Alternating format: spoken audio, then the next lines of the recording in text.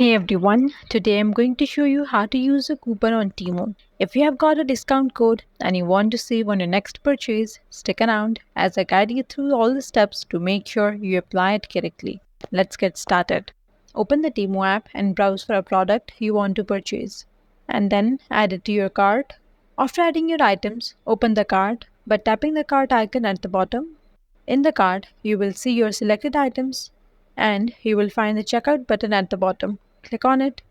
On the checkout page, you will see different payment options. So you can select your preferred payment method and then scroll down until you see the option labeled as Apply Coupon Code. Tap on it. If you already have coupon code, enter it here. You might also see available coupons here. So once you enter the code, click on Apply.